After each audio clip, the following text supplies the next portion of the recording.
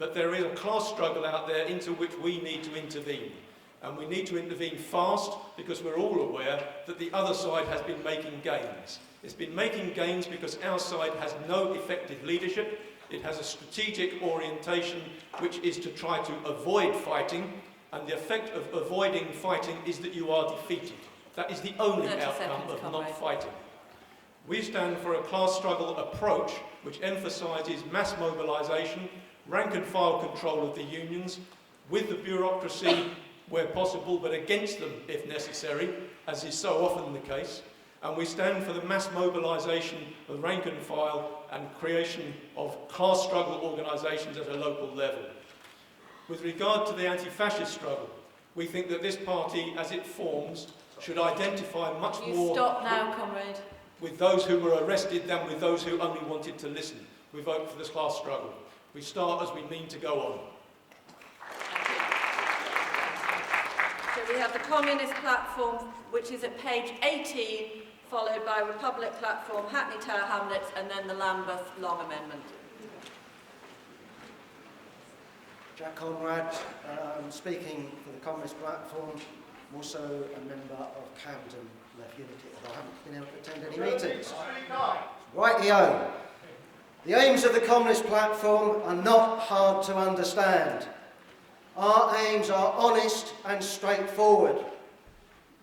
Anyone who is not a capitalist, an apologist for imperialism, a bureaucrat or a careerist can understand. Even if you're only given 3 minutes, it's easy. Try it. Sectarians will describe it as sectarianism, and fools will describe it as foolish. But the Communist platform is against all that is sectarian and against all that is foolish. Electoralists will tell you that the Communist platform is madness. But our aim is to put an end to madness, of comrades calling themselves Marxists in private, but in public presenting themselves as Clause 4 Fabians, as old Labour, as advocates of meaningless platitudes. The Communist platform is not madness. It would, if agreed, put an end to all that madness. The Communist platform does not mean disunity. We stand for unity. In the Communist platform that you have in front of you, a passage has disappeared. I've raised this with the Standing Orders Committee, and I'm not raising this as some sort of bad faith, but we include a clause saying that all who accept these principles should be members of Left Unity. This is the basis of action. It is not a requirement to agree with every dot or comma. Thank you. Can I have the Republic platform, which is a Socialist?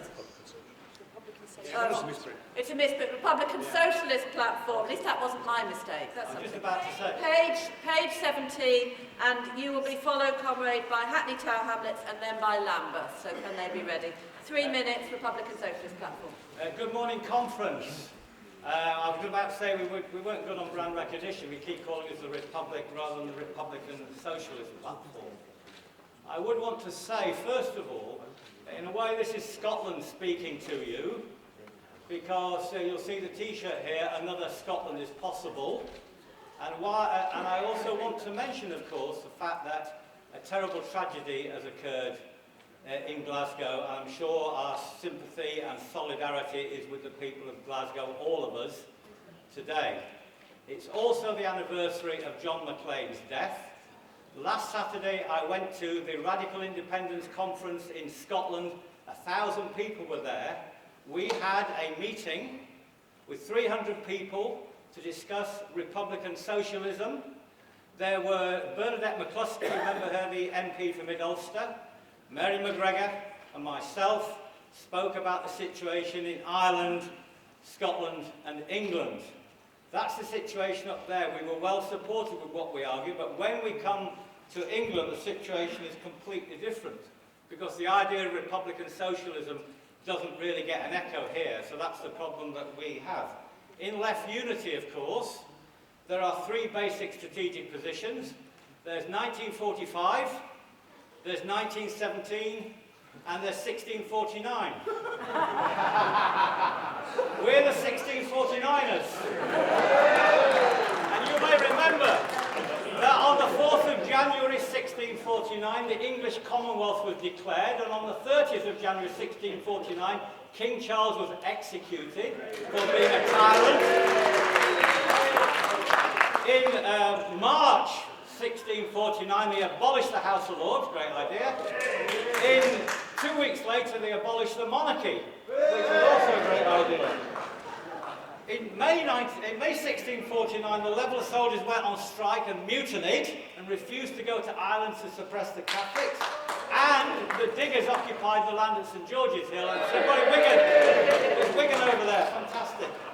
The Republican Socialist platform submitted an amendment to the Aims Clause 2, the immediate demands. It says there, and I'm reminded of Lenin when he says something like, in 1916, turn the imperialist war into a civil war. In other words, don't shoot the Germans, shoot your own officers. 30 seconds, okay? Conrad. Turn defence into attack. Turn is the key word. So our amendment said, let's turn the struggle against austerity into a struggle for a social republic. Now, what the heck is a social republic? A social republic is the kind of democracy that Richard Brandt would vote for. It's the kind of democracy you would be proud of because you would create it. It means, it's a social republic means Can you stop now, Conrad? equality and social justice. Well, let me just finish what I'm going to say last point then. It means an expanded and democratised public sector. So that's the way we should go. I will tell. I've got a proposal to put to you, but I'll wait till we get our 2 minutes. Thank you very much, Conrad. Hackney Tower Hamlets, followed by Lambeth, and then I'm going to put a proposal to you about the structure of the rest of the morning. Pickering, Hackney. This is not a platform. Please read it. Please have a look. Weekly Worker, that was a lot before last, doesn't know how to read. Because I think it's so broad, apparently, that even Ed Miliband could have supported it. If only. Look at it. It's, you know, there's a whole series of... Sorry, I should which have said page? page 20. Page 20. Page 20. If only.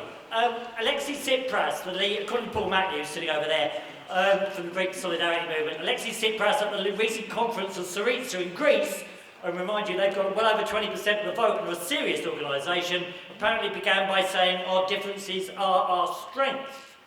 If that's true for us, well, then we're going from strength to strength by the minute, aren't we? However, it does presuppose that we don't lose sight, and I think this is what Ken Loach was getting at, of what actually unites us, of what we really ought to be here to be talking about, what actually Felicity Dowling was talking about. About the fact, for example, I'll just give you one figure, 10,000 people died last winter, it is estimated, because of fuel poverty, because they couldn't afford to heat their homes. This winter it could be worse. The electricity companies' profits have gone up by 77% per customer, and what Ed Miliband is proposing isn't good enough. We want the nationalisation of the public utilities under democratic control and so forth. That's what we should be talking about. That's the sort of thing that gets us an audience. 60% of people apparently support that. That's where we need to be at.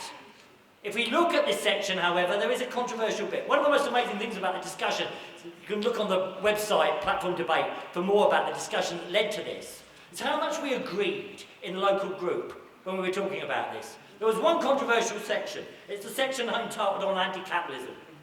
And one of the things that's controversial about it is it wasn't the principle of people not profit, I'm pleased to say. That was generally considered to be obvious, what we should be standing for, the sort of thing that goes down well. But it was the idea that we draw on the best of the cooperative, radical democratic, feminist, green and socialist traditions. Actually, in this sense, that's compatible with the current aims section of the thing, and we're not opposing that. Well, I'm certainly not opposing that. What was interesting about it is that actually Nick Rack saw that, and I'm quoting him because he put this on the website, and said it's a postmodernist portmanteau. Now, whatever that means, what it really means is it's enough just to say we're socialist. It's not good enough, comrades, in this day and age, it's not good enough just to say we are socialist to a people whose associations of socialism now are, in many cases, what went on in Eastern Europe, top-down state control or whatever. And also we have to be open. We are anti-capitalist, certainly. We have to identify and name the system which is the enemy. But when it comes to the alternative, I'll invoke something that Mike Marquezet said on the website. None of us really know the best way forward. We need to be open, we need to talk about it, we need to draw on the different traditions on the left. Thank you. Thank you. Right, Lambeth for 3 minutes. Lambeth's amendment is the long one on the first side of the extra sheet. 3 minutes, and then I'm going to make a proposal to you. It's an amendment to the aims. Lambeth, 3 minutes. Yeah, Dave Stockton, Lambeth. Look, the purpose of it is precisely to define the aims of the party, if you like, to define the aims of the party, what kind of Rosa Luxemburg and people used to call the final goal in that. It's to actually say where we're actually going. And I'm sorry, I do think we know where we're going. I think we know that if we want to abolish capitalism, then we need to actually be able to say to people what socialism is. And what I agree, of course, is that many people are confused about it. So what we've tried